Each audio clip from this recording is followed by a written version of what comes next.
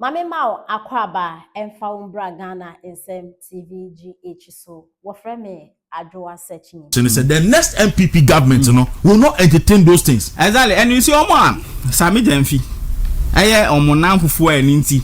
Say MPP F4 can sema no mo from Sammy Gyamfi asemba omon kan.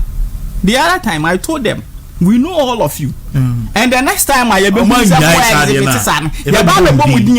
put out evidence. Yes. Evidence there is this particular CEO and President Akuffo Addo. Oko the office and ordinance association ni bottom no too much also niska. And on when your sky or this sky the man for so munye kom. They say Safo ni we will come out and we will mention your name. And ye train said Dr. Baumia we need election we so. Ye be hwe kwan san microphone be ba so. Me say and this for no ya no mo ye now 50 me want this for now for bebre.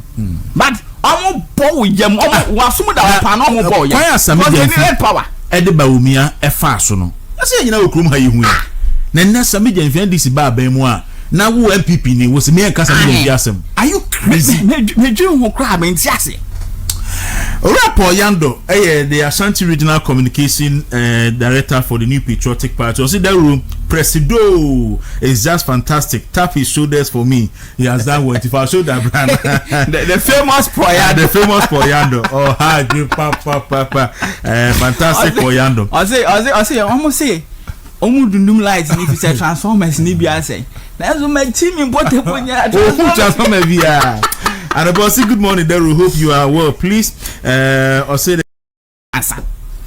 Kofio for soon cancer ko kan asema ye no kro mo che na mo torment no. No mo de ye chema untumi. Onye boni bia na so ene.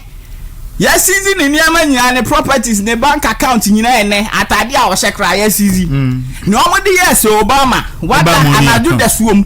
Ye the security operatives so mo hye mask kobu ni dan ani.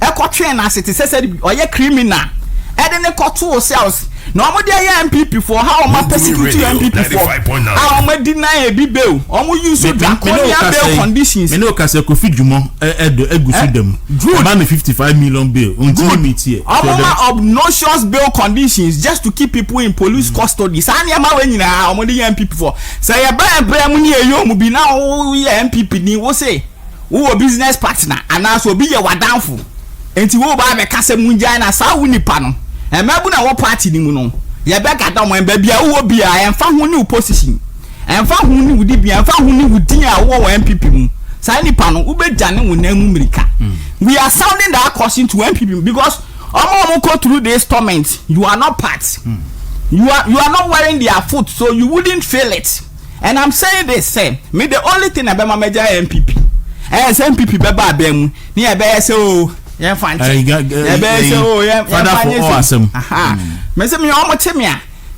bar the only thing that I will ask for is the national security setup no almost office of vengeance. Okay.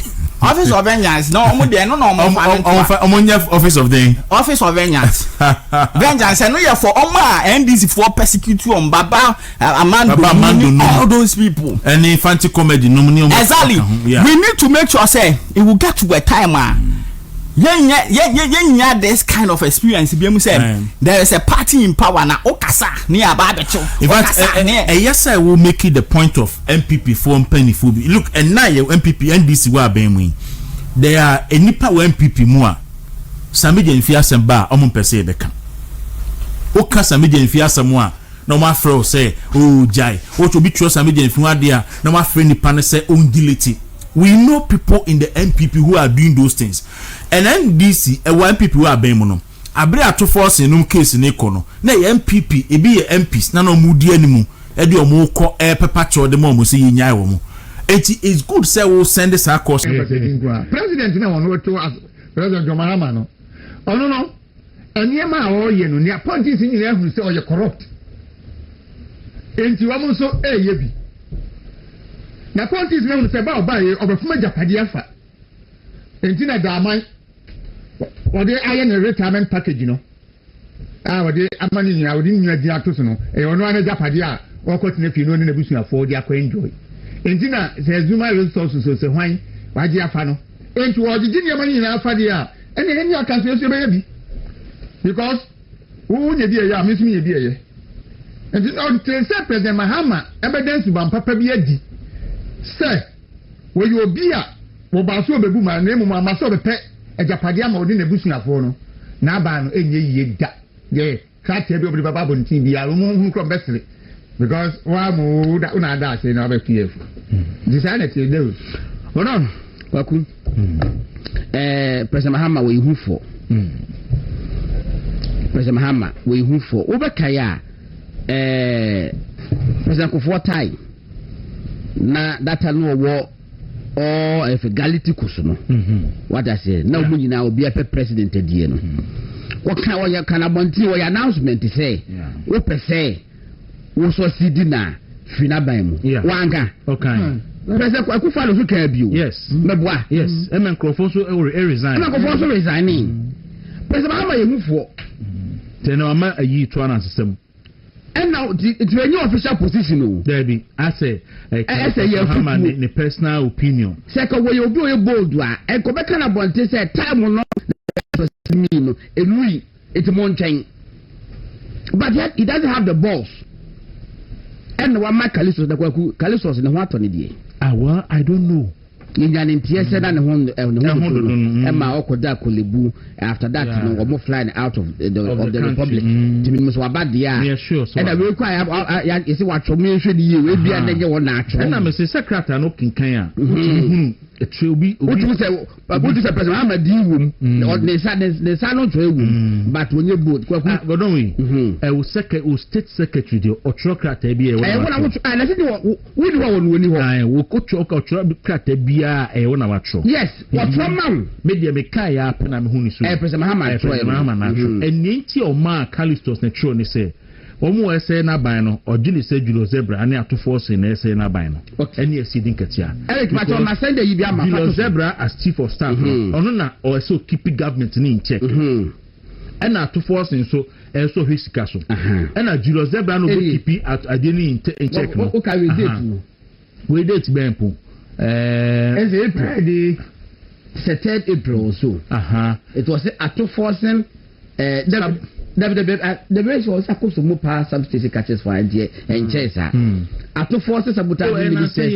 No caste syndrome hits ministers. Yes. Delegates the debate. Yes, Naka may share through NDC newspaper, the informer. Are you class to publish informer? If you can come, one publish first. And I used to publish CB. Larry Dogby. The Herald. Okay. Yeah. NDC newspaper. It's trying to get cano. I can hear the candidates best I get a kid. Yeah. No woman, I say no, I say on my Ghana. Yeah. In fact, education minister, Hannah Drusu, as well promising Ghana for say, over 50,000. And buy a total money 7,000. Wanga. Yes. Hannah Drusu was you know what's in the air cano? You know what's in the air can say, and what can get it. And they say, I use all the president. The president. You cook it to crown. I just finished. Oh no, you cook board. You cook board the free. And the answer cook it. Yeah, the Ama brand TV. Yes, they say the same radio station. I branded the Bekasai. Say, Omuna young walking getting word to my Omuna actually 5 minutes later, and I'm afraid at Toso. What's one the Onima branch and a cry. Was almost a year, was I was just a live radio. Miss Susu say Nipaku bi wo omayimwa. I was say omo back to Facebook, X, any Instagram. Baby omo yes I post biano. Ga say they all Ghanaians an apology. Or some pagana for tell. Dear post. Oh man, me did say no who say a year Ghana. A year if you must same beer, ya diaba, and no a year Boeing 377. That is the name a woman. Na ya can't Ghana. Adia and Akuffo post ye. Nini nano omo the credits Emma or Mampani John Dramani Mama Yankasa bro Ghana so. Omo the credits Emma a year Abayi. Ese osia oyo na ampapa okaya no the new airline amba just some give hyɛn krompa ba ebe ye adwuma. Oh, so that the okay after yes, the reason why yeah, Basintali culture that man called his excellence. No. Oh. Yera Abeku Santana, just say Oman name them. Okay. They are communicators. But what's wrong? Oman the TNA Ghana war Ghana has said no since 1993. Now a logistics company. It is somewhere 2014 a wonya certification in Kata nyina wie no. And now one more etumi ebaba ye.